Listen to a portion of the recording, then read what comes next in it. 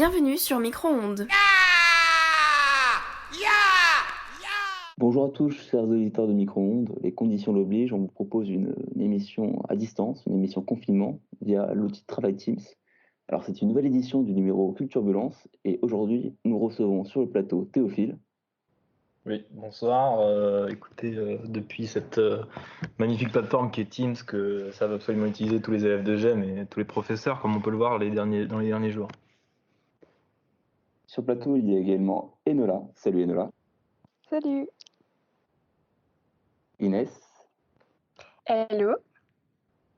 Et Gaspard. Bonsoir Naël, bonsoir tout le monde. Donc un plateau garni avec 4 chroniqueurs pour 4 chroniques et on commence directement avec Théophile. Et oui, vous n'avez sûrement pas l'habitude de m'entendre, parce qu'en général je suis de l'autre côté du micro, mais aujourd'hui je prends le mic, comme on dit, pour pousser un coup de gueule. Alors un coup de gueule, pourquoi, me demanderez-vous? En ce moment on a beaucoup de raisons de le faire, on est confiné avec des gens qu'on n'aime pas forcément, notre famille qu'on a cherché à éviter en s'exilant à Grenoble. Eh bien, en fait la raison est assez simple. Malgré le fait que pour tous mes amis de gauche, les écoles de commerce représentent le lieu d'expression de tous les péchés, une sorte de maison du malin où on doit s'écrire 666 sur le torse et brûler un code civil en entrant, j'ai l'impression qu'un péché manque encore à l'appel. Bon, je ne vais pas vous faire l'affront de vous demander de citer les 7 péchés capitaux. Je sais bien que vous en êtes devenu incapable depuis que votre cerveau s'est atrophié pendant vos cours de marketing et de design your skills, même si vous les vivez sur une base quotidienne. En effet, pour faire un petit coucou à l'orgueil, on a juste à aller faire un tour sur LinkedIn ou du côté du local de la Jai quand celui-ci était encore ouvert. La luxure et l'envie nous faisaient un joli fit pendant toutes les diffusions du JT. La gourmandise était incarnée par ce magnifique buffet Picard de Millet après une intervention d'une entreprise partenaire de GEM. Bah, la paresse, on la vit actuellement. Elle nous fait coucou en sous-vêtements par le biais de cette magnifique plateforme qu'on utilise pour cette chronique. Et l'avarice perçoit toujours nos frais de scolarité malgré 2 semaines de cours en moins et des cours en ligne d'une qualité moindre. Bon, pour ceux qui savent encore compter, après notre mois de vacances forcées, il manque un de nos 7 fameux péchés capitaux. Et avec le ton employé depuis tout à l'heure, j'espère qu'il monte en vous. Il s'agit bien entendu de la colère. En effet, même au sein de cette maison du diable que sont les écoles de commerce, la colère est une émotion dont on ne veut pas. J'aimerais donc aujourd'hui pousser un coup de gueule pour avoir le droit d'en pousser plusieurs. Lors d'une tautologie, en fait, j'estime que la colère est une émotion trop souvent dénigrée. Elle est assimilée à une perte de contrôle, elle enlève toute crédibilité à celui qui l'embrasse, qu'on traite souvent d'immature, il pète un plomb, il se lâche, ne sait pas se contrôler. En effet, dans un doux commerce, il n'y a pas besoin d'émotions négatives. Mais j'ai l'impression qu'aujourd'hui, tout cela change. Peut-être un renouveau de la RH. Non, je pense que cela est bien plus dû au film Vice Versa. En effet, la tristesse commence déjà à être reconnue comme ayant de la valeur dans nos sentiments, et j'espère que la colère finira par être reconnue comme telle. En effet, déjà, pour la bonne raison qu'il y a beaucoup de raisons d'être en colère. Ça peut être le fait qu'il n'y ait plus de glace dans le congélo alors qu'on vit un confinement terrible. En effet, on ne peut pas sortir, on ne peut pas aller au Star Café. Ça peut être aussi parce qu'on en a marre de voir du racisme ordinaire s'insinuer dans nos journaux télévisés, avec un présentateur qui dit qu'on enterre des Pokémon, alors qu'on rend hommage à des victimes de l'épidémie que l'on vit actuellement. Ou alors, tout simplement, parce que vous en êtes à votre 15e candidature pour un stage qui ne sera pas payé et que vous n'avez toujours pas de réponse, et que votre roue de secours, escapade, a disparu. En fait, dans la colère, tout le monde peut y trouver son bonheur. Son bonheur, me direz-vous, ça paraît compliqué. Pourtant, la colère, on le voit bien, représente un flux d'énergie important.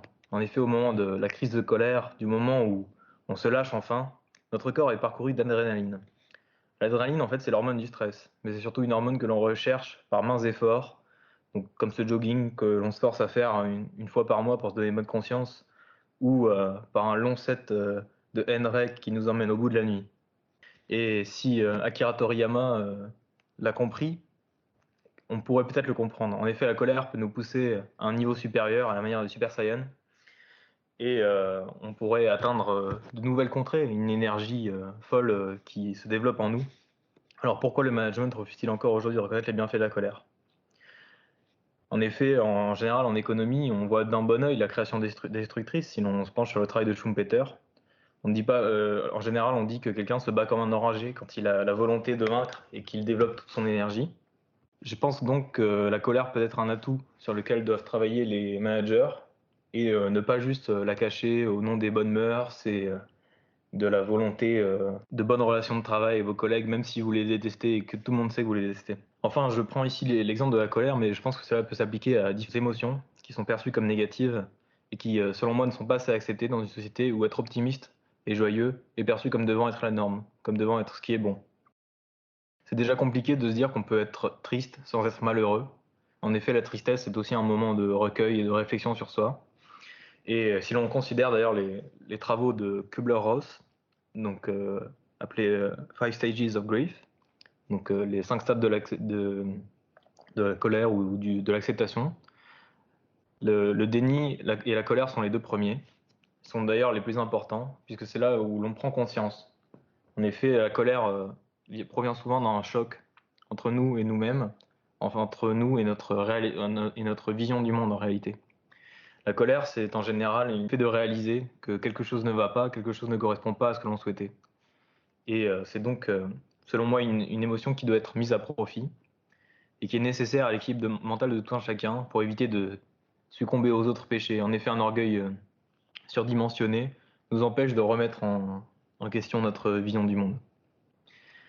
Donc, même si je vous invite à apprécier ces moments de colère, j'aimerais bien entendu mettre des barrières à celle-ci. Elle doit être spontanée et ponctuelle et ne pas être votre compagne de la vie de tous les jours. En effet, même si je vous invite à être triste de temps en temps, je ne vous invite pas à être malheureux, car toute émotion doit être dosée et se présenter de manière occasionnelle. Les émotions sont en effet un moment, des signaux que notre corps nous envoie, que notre esprit, notre inconscient, notre âme, enfin tout ce que vous voulez, quoi, tout le tout-team, nous envoie et c'est peut-être une invitation à la réflexion que l'on tend à oublier trop souvent. Tout comme la joie peut en être une aussi. Finalement, je ne vous invite pas à être violent non plus, je vous invite à être maître et maîtresse de vos émotions pour pouvoir en profiter pleinement quand elles se présenteront. Merci Théophile. Alors, tu es également maître de conférence à Paris 2, il faut préciser. Exactement, n'hésitez pas à suivre mon MOOC sur Yale. Et pour prendre la suite, on invite Enola au micro. Enola, tu vas nous parler de fiction, c'est ça? C'est ça. C'est parti. À toi de jouer. Alors, bonsoir à tous, auditeurs confinés. Vous qui avez compris que vous étiez peut-être un peu trop scotché à Netflix quand vous vous êtes tapé toute la nouvelle saison de La Casa des Papel en une journée, quand vous avez réalisé que vous preniez 3 goûters par jour, ou que quand vous vous leviez de votre lit, ce n'était que pour aller s'échouer sur le canapé ou autour du frigo. C'est la raison pour laquelle j'aimerais vous rappeler l'importance de la fiction si vous ressentez le besoin de vous échapper. En littérature, les auteurs ont longtemps été désignés comme étant des illusionnistes qui créent de toutes pièces des personnages qui naissent, vivent et meurent dans le roman. En 1972, Marthe Robert publie un ouvrage intitulé Roman des origines et origines du roman, dans lequel elle évoque la fiction comme un phénomène psychanalytique freudien. Les parents sont pour l'enfant des figures divines dotées de toutes les qualités, et au moment où se joue le complexe d'Oedipe, les parents déçoivent et on comprend alors leurs limites et leurs défauts. On comprend aussi qu'il existe d'autres enfants et d'autres parents, et que notre situation pourrait être différente. Alors, pour combler cette déception, on s'invente 2 origines. Je vais vous présenter la première, qui est celle de l'enfant trouvé. On va se mettre à rêver du monde qu'on croit avoir perdu en se plongeant dans une réalité alternative. En gros, c'est le stade de notre enfance où on attend désespérément notre lettre pour Poudlard. Du coup, pour résumer, la fiction est là parce que la réalité a été décrétée sans grand intérêt et qu'il valait mieux faire rêver les gens. Je vais peut-être réveiller certains souvenirs en vous parlant de Madame Bovary, ce roman de Flaubert que vous avez dû étudier au collège ou au lycée, dans lequel l'héroïne éponyme ne parvient plus à se satisfaire de la réalité. Elle croit vivre au cœur de romances qu'elle a connues à travers ses lectures pleines de chevalerie, d'amour et de poésie, mais son quotidien est tout autre. Elle s'ennuie, son mari n'est pas riche et ses amants se lassent ou n'en font pas assez. Bref, quand au bout de 500 pages de plaintes et de morosité palpable, Emma comprend enfin que la fiction ne remplacera jamais sa vie, elle se suicide sans perdre son côté théâtral, puisqu'elle avale du poison comme un bon nombre d'héroïnes littéraires qui ont voulu mettre fin à leur jour. Donc, même si l'histoire d'Emma Bovary a été inventée par Flaubert, elle rappelle que l'abus de récits fictionnels peut s'avérer dangereuse. La fiction a été largement critiquée, puisqu'elle aurait le pouvoir de contaminer les gens en les incitant à reproduire les mêmes scénarios. On dit aussi qu'elle peut nous rendre totalement insensibles à ce qui se passe autour de nous, en nous coupant partiellement de la réalité. Bref, si dans le théâtre antique, on pensait que la représentation du mal et de ses conséquences était un moyen de purger ses passions, Aristote parle de catharsis, eh bien ce n'est plus le cas. Combien de fois a-t-on cherché à savoir si les jeux vidéo nous rendaient violents ou si les films d'horreur n'existaient pas seulement pour que nous puissions jouer à nous faire peur et nous habituer à ce sentiment. Bref, c'est malheureux, mais vous n'êtes ni Harry Potter ni Rambo. Ce n'est pas en faisant un freestyle en soirée devant vos potes que vous deviendrez le prochain Damso, et les amants parfaits n'existent que dans les soi-disant romans publiés aux éditions Harlequin. Mais c'est votre jour de chance, puisqu'à partir du moment où vous savez vous extraire de cette bulle fictionnelle, vous pouvez de nouveau vous concentrer sur vous et sur ce que vous pouvez faire pour devenir la meilleure version de vous-même. Et c'est tout pour moi. Merci Enola. Donc, une fiction pharmacon, si j'ai bien compris. C'est ça. Débranchez la télé et rebranchez vos cerveaux. Ouf, parce que micro-ondes, c'est aussi politique. Et on enchaîne avec Inès. Inès qui va nous parler des anniversaires, une chronique spéciale. À toi Inès. Exactement, donc salut à tous. Pour débuter, je souhaite laisser vos ouïes écouter ces paroles. Vous n'avez qu'un anniversaire par an, un anniversaire seulement par an. Ah, mais il y a 364 non-anniversaires. Aujourd'hui, nous fêtons un de ceux-là. Soufflez très fort sur la bougie et le vœu s'accomplit. Un joyeux non-anniversaire, mon cher, comme chante le chapelier fou et le lapin blanc dans Alice au pays des merveilles, si vous l'aviez reconnu. Donc bonjour à tous et à toutes. Le thème que je vais aborder aujourd'hui vous concerne donc tous. En effet, il s'agit des anniversaires, vous l'aurez compris. Et il est sûr que pendant cette période de confinement, certains passent d'ailleurs le cap annuel inévitable de gagner en âge. Joyeux anniversaire les copains, une grosse pensée pour vous. Et ne vous inquiétez pas, il sera toujours le temps de le fêter. Chaque année, c'est la même chose. En petit ou en gros comité, ensemble ou à distance, le temps d'un instant, toutes en chœur, nos voix se mêlent pour chanter les douces paroles d'une chanson traduite dans maintes langues. Les lumières s'abaissent, un gâteau aux bougies flamboyantes capte nos regards jusqu'à ce que le principal concerné souffle de sa plus belle façon dessus. La chose est faite, plus de retour en arrière n'est possible, mais la scène est reproduisible dans un an, le temps d'accomplir de belles choses. Ce moment magique possède donc, j'en suis sûre, une histoire que je vais vous partager. Voyageons dans l'Antiquité, plus précisément en Égypte. Vous n'y auriez pas fêté votre anniversaire de naissance, mais peut-être celui du début de votre règne si vous aviez été pharaon. Et dans les sociétés romaines et grecques, cependant, toujours dans l'Antiquité, il était plus courant de célébrer les anniversaires en offrant des cadeaux à la personne, en allumant des bougies destinées à la protéger des démons et de mauvais esprits. Ainsi, l'année à venir serait pour lui une année paisible, sans maladie ni peine. Et en Grèce, notamment, on pensait qu'un esprit protecteur assistait à la naissance de chaque humain et le protégeait tout au long de sa vie. Des bougies étaient alors disposées sur un gâteau rond de miel déposé à l'autel du temple. Et les bougies avaient donc un rôle magique, celui de pouvoir exaucer les souhaits, qui vont peut-être se réaliser, on espère. Et les Romains se rapprochent de cette idée par la croyance d'un protecteur dit l'ange gardien. Nous pouvons donc nous interroger sur le lien de la religion avec cette célébration, car figurez-vous que jusqu'au IVe siècle environ, le christianisme l'a rejeté car les anniversaires étaient considérés comme une fête païenne. Au Moyen-Âge, rarement l'anniversaire est fêté, car on ne connaît pas souvent le jour de naissance. Cependant, la fête du saint patron qui correspond au prénom de baptême est quant à elle célébrée. Les protestants, qui ne reconnaissent pas les saints, ont alors permis de remettre l'anniversaire au jour. Et c'est à la fin du XIXe siècle, dans les sociétés bourgeoises et aristocratiques, qu'on commence à fêter la date de naissance de l'enfant ou de l'adulte. Puis cette fête se répandit chez les ouvriers au début du XXe siècle et prit l'allure qu'aujourd'hui on lui connaît. Goûter, festival, danse endiablée, tous les moyens sont bons. L'anniversaire rythme le temps, marque la vie de chacun et comme disait Johnny Hallyday, je crois qu'il ne faut pas penser à vieillir ou à l'âge. On a l'âge qu'on a, il y a des gens jeunes qui sont déjà vieux, il y a des gens plus âgés qui sont encore jeunes, ça ne veut rien dire. Soyez heureux chers auditeurs et surtout joyeux non-anniversaire à tous et à toutes, ou anniversaire si vous êtes chanceux. Ce sera tout. Merci Inès. Je crois que ce que veut dire Johnny, c'est que l'âge c'est dans la tête du coup, c'est ça? Exactement, je pense qu'il a tout dit. Très bien, merci pour ta chronique. On enchaîne avec celle de Gaspard, qui revient sur le récit haletant de ses voyages de couchsurfer pour une 3e édition, si je me trompe pas. Bonjour Naël. Non, tu ne te trompes pas.